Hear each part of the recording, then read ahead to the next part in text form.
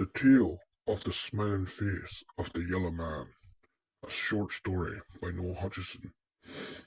In the sleepy village of Grishendon, nestled in the hearts of the glens of Undrum, there stood an old abandoned factory that loomed over the residents like a spectre.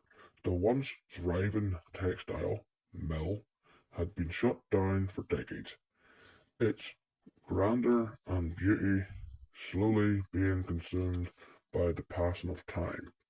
The locals avoided the factory, whispering tales of strange occurrences and unexplained events. However, the most unsettling legend was that of the Yellow Man. It was said that if you approached the factory at dusk, when the sun dipped behind the rolling hills of the glens, you would see a figure standing in the broken window on the top floor. He was called Yellow Man due to his bright yellow oilskin coat, which seemed to glow in the fading light. People claimed that the Yellow Man would smile and wave at those who dared to look up at him. His grin was described as a wide and toothy, but it was not a friendly smile. It was a smile that seemed to hide a sinister intent.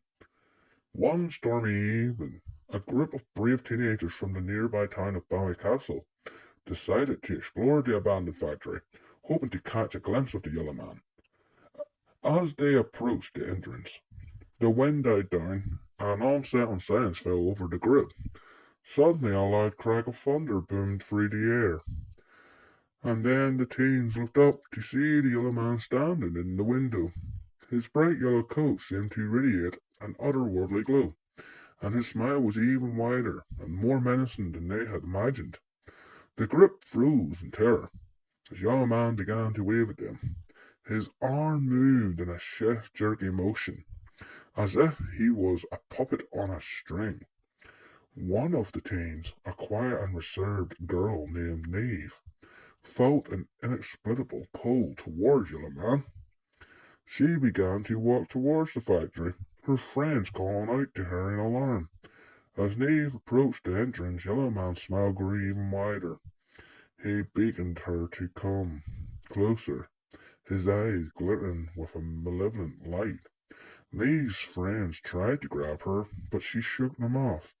Her eyes fixed on the Yellow Man, she stepped inside the factory, and the door creaked shut behind her. The group frantically searched for Neve, but she was never seen again.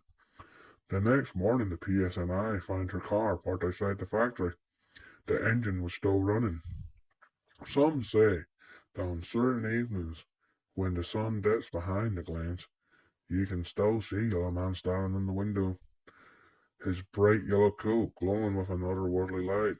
And if you look closely, you might just see Neve standing beside him, her eyes black as coal, her smile a twisted mirror of Yellow Man's.